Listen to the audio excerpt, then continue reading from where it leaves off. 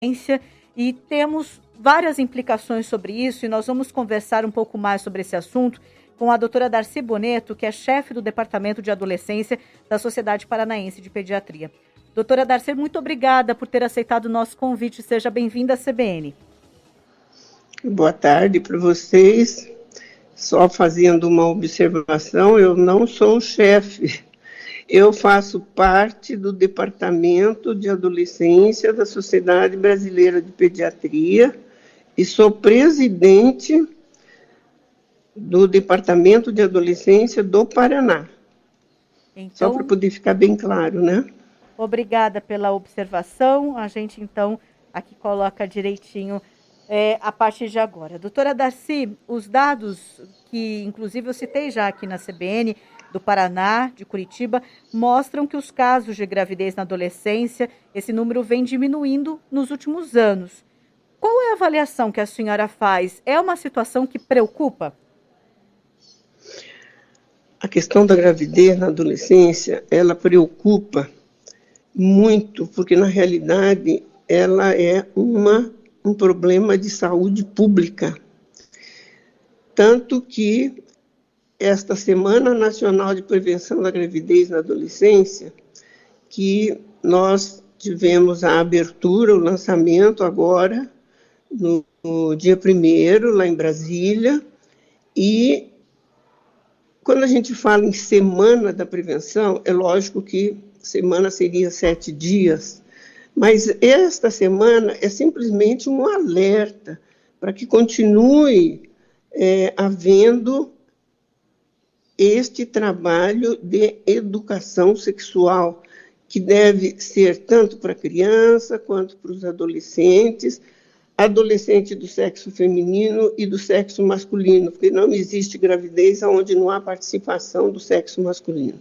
Então, isso precisa ficar bem claro, porque termina simplesmente se conversando com a menina sobre anticoncepcional, mas tem que lembrar que a prevenção é sempre dupla, contracepção mais preservativo. E o adolescente, o homem, tem que saber disso, porque ele tem tanta responsabilidade em ser pai quanto uma menina de ser mãe. Com certeza, esse é um fato muito bem a ser observado e, diante da experiência da senhora, esses números estão diminuindo aqui na cidade, no Paraná? Você fez uma pergunta que é o seguinte: se for comparar com a mulher adulta, o número ele tem diminuído de uns anos para cá, né? De 2015 para cá, mais ou menos. Só que isto se comparar com a mulher adulta, mas na realidade continua existindo um número muito alto. Até porque, veja, isso é um dado do IBGE, 27,5% dos escolares do 9º ano de ensino fundamental do sexo feminino já iniciaram atividade sexual. Então, veja que é muito cedo que eles iniciam essa atividade sexual, seja por curiosidade, seja por estímulo, principalmente porque a mídia, quando eu falo mídia, tudo, né? Tem uma importância no estímulo erotizante desses jovens e até de criança, né?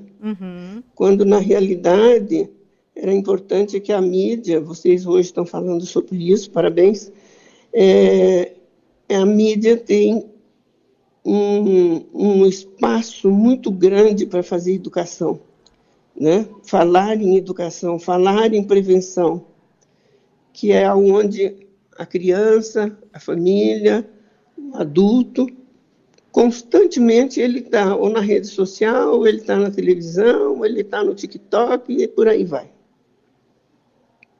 Eu aqui na CBN estou conversando com a doutora Darcy Boneto, que é presidente do Departamento de Adolescência da Sociedade Paranaense de Pediatria, e nós estamos falando sobre a prevenção da gravidez na adolescência.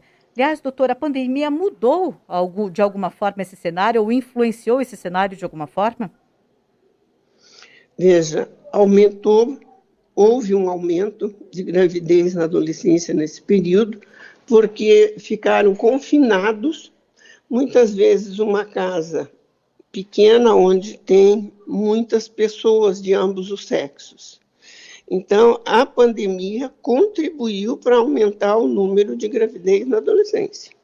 Isso com certeza, não só na adolescência, como de modo geral, aumentou o número de gravidez. E no seu entender, doutora, o que fazer para efetivamente reduzir esses números ou até evitar um reflexo ainda maior da pandemia nesse contexto? Como deixar essa situação menos grave, na sua opinião? Bom, veja, agora na pandemia, o que aumentou muito foi no lockdown, onde as pessoas ficaram confinadas. Agora, né, na pandemia, a gente está vendo as pessoas andando de um lado para o outro, sabe que tem que usar máscara, sabe que tem que ficar numa certa distância, coisa que jovem termina não fazendo, porque nem adulto às vezes faz. Mas não é a questão da pandemia, porque em época que não existia pandemia, o número também estava aumentando. É questão de educação sexual. É questão de informação.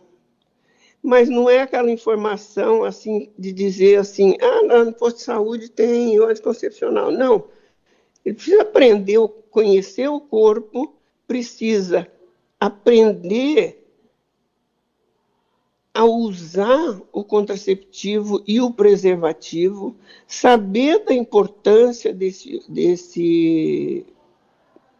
método e ter uma consciência da importância de se prevenir antes de uma relação sexual. Porque é a falta de prevenção que termina acontecendo gravidez e também acontecendo doenças, né? Principalmente quando não tem o preservativo. Portanto, preservativo mais anticoncepção, proteção dupla. E, doutora, conversa dentro de casa, deixa para a escola, porque às vezes isso ainda gera um conflito, né? Qual é a informação que deve ser trabalhada na família, trabalhada na escola? É um trabalho em conjunto? A senhora que lida com os adolescentes diariamente, qual é a sua opinião? O trabalho tem que ser diálogo. Diálogo é na família, é na escola, é na igreja, é em qualquer lugar, né? Então, o diálogo é muito importante.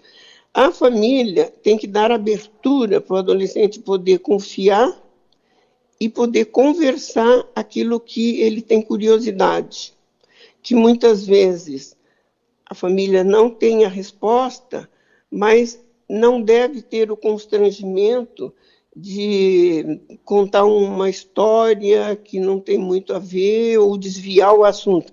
Seja sincero. Olha, isso eu não sei, mas eu vou procurar me informar e nós vamos descobrir junto, principalmente se for maior, né? Então, começando pelo diálogo, continuando com o estímulo de projeto de vida. Adolescente que tem projeto de vida, ele vai querer estudar para fazer aquilo que ele sonha e ele procurando satisfazer a curiosidade dele, ele termina postergando o início dessa atividade sexual ou se prevenindo adequadamente. Então, isto é importante. Educação sexual na família, na escola, nos profissionais de saúde, e o governo federal está lançando esta campanha agora, que é de prevenção à gravidez, é um plano nacional para abranger os governadores, prefeitos e também municípios, né? Lógico, município de modo geral. Se de fato houver uma adesão grande deste plano, onde vão existir cadernetas para criança, caderneta para o adolescente, oportunidade de treinamentos, porque nem todo mundo vai poder ter conhecimento para estar fazendo a educação, né? Mas vai haver treinamentos. Eu estou falando isso porque eu estive no lançamento da Semana Nacional de Prevenção à Gravidez na Adolescência, em Brasília, terça-feira, e tudo isso foi discutido e foi falado. E está consolidado esse plano. Então, a partir do momento que os adultos estão preparados e tendo um conhecimento e uma capacidade, na hora que entrega a carteirinha, ele já pode estar fazendo algum tipo de orientação, contribuindo para essa educação. Doutor, eu gostaria muito de agradecer a sua participação hoje por aqui, nos trazendo um panorama sobre esse assunto tão importante, a prevenção da gravidez na adolescência. Muito obrigada, um ótimo final de semana para a senhora. Estou sempre às ordens. Quando é que isso vai aparecer? A gente está falando já ao vivo, já na Rádio CBN Curitiba. A senhora já conversou aqui com os ouvintes de toda a cidade e aí a gente consegue levar essa informação de momento e fechar também com essa orientação à Semana Nacional de Prevenção da Gravidez, doutora. Que, só complementando, na realidade,